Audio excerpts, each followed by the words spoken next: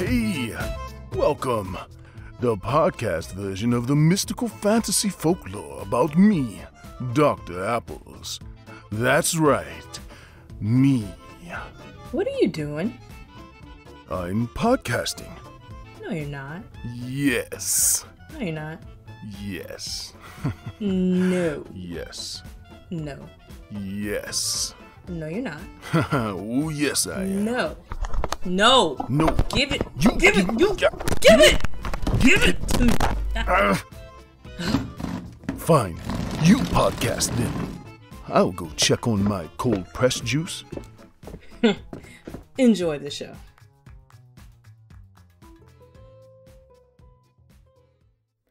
Each year around his birthday, Dr. Apples is presented a doll. The style of the doll and pillow tends to change, but they all resemble his mother and have her essence. 74 dolls later, still no mother. I am now responsible for the safekeeping of them. An assistant's job is never done. I don't know if or how often he looks at them, but they are truly a beautiful collection of figures. They all have different styles, and I assume they represent a part of his mother's personality, but I don't dare to ask. Oh, those days before his birthday are the days I loathe. This is beyond reprehensible. I get clue after clue and these damn things keep showing up. Now my powers are weakening whenever I project. Every time I feel so close, I'm further away. Of course, a new doll appears. There's no use of trying to film it or staying awake. The doll simply appears somewhere around him when no one is around. This is a time when Dr. Apples is at his most sadistic. I don't even order birthday cake anymore. Jeez, and I think the gray hairs are getting to him too. Now let me explain a bit about how Dr. Apples got to this point. He wasn't always this crazy. Many assume negative things about him. He's a villain, grouchy, egotistical, cheap, vain, pretentious, blah, blah, blah. Yes, he's all of these. But it doesn't mean his knowledge is incorrect. You have to understand the fundamentals of the character to root for them. So let's start when he was a lad. Now allow me to elucidate while I insert some alliteration when necessary, while I'll educate.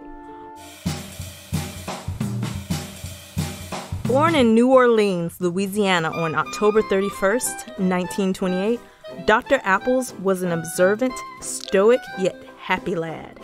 He enjoyed being an adventuresome child.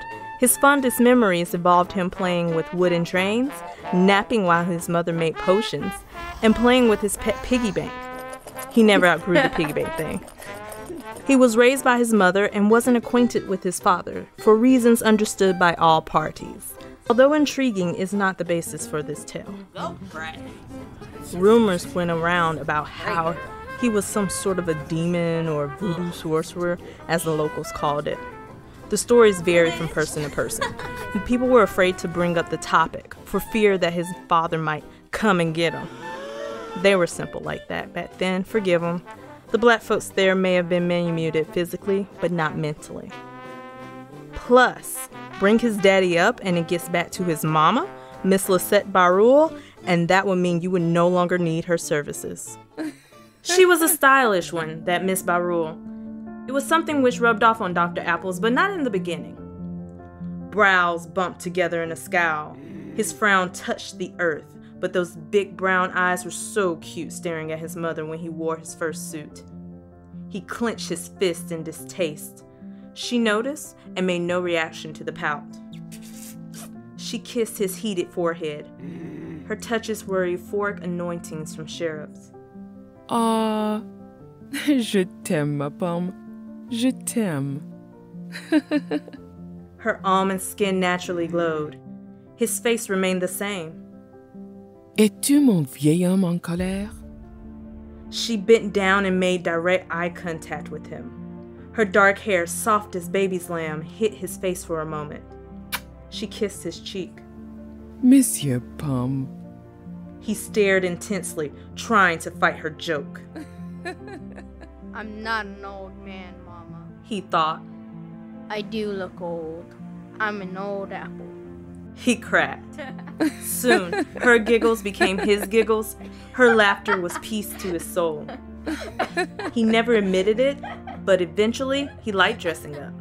Back then, he would demand to have his newsboy's hat available when going out. And now, I have to buy ascots each month online. His mother never cared what they thought. She was a beautiful, independent soul. It was something about those chocolate eyes. You had to allow her into your soul to be able to observe the different hues within her irises. Yes. Her white smile complemented the joy she brought when you were near her. I can feel that from the dolls. With her supernatural abilities, she always had this deposition about her. She knew what was going to transpire before it happened. Because of this, it was difficult to get a rise from her.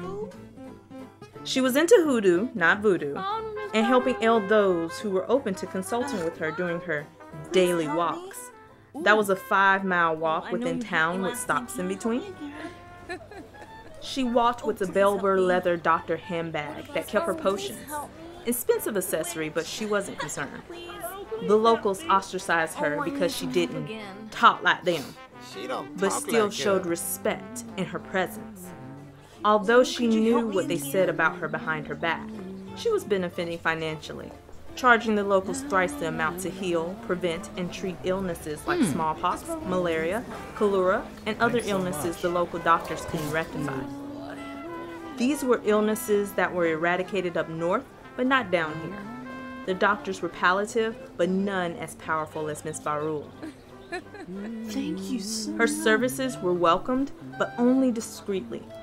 They were never mentioned in public, nor in church, yet many people kept their hoodoo dolls made by Miss BaRule. These dolls would be affixed to the clothing which they would even wear in public.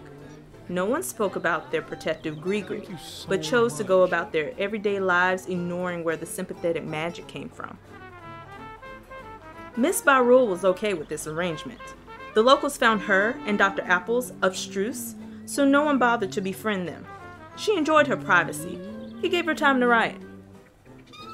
Her heart craved to heal, and this was the place to spread her love. There were many young children she watched form from their mothers' bellies and grow around her. She felt their spirits and the potential love they could spread. They were innocent. She knew their fate was certain death if she moved away, so she stayed. Segregation was the norm, and even this community had doctors, but they were not as educated nor experienced as non-ethnic doctors.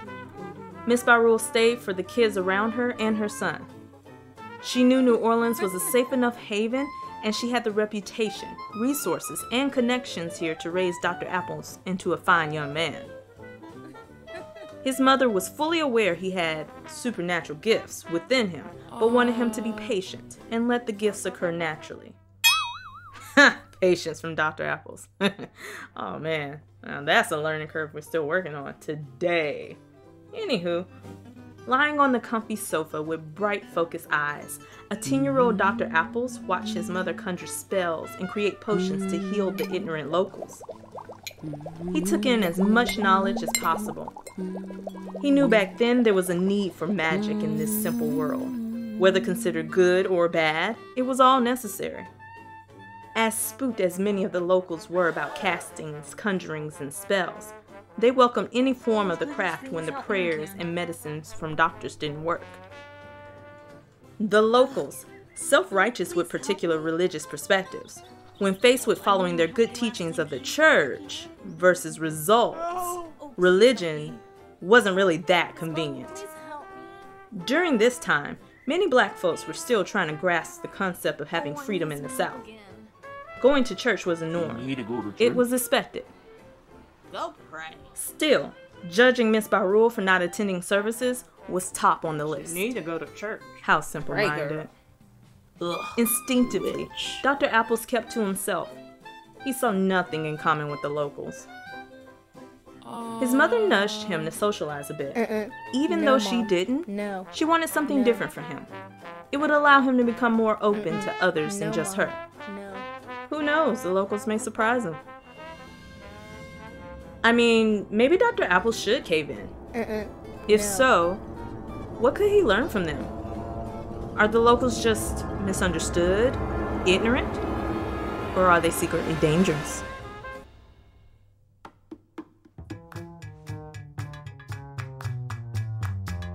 And that wraps up another fantastical tale with Dr. Apples. But the journey continues. Click subscribe, and not only will you be substantially more intelligent, but you won't miss a thing. Visit drapples.com, where the magic never ends. See you in the next episode. Don't forget to keep those apples crisp.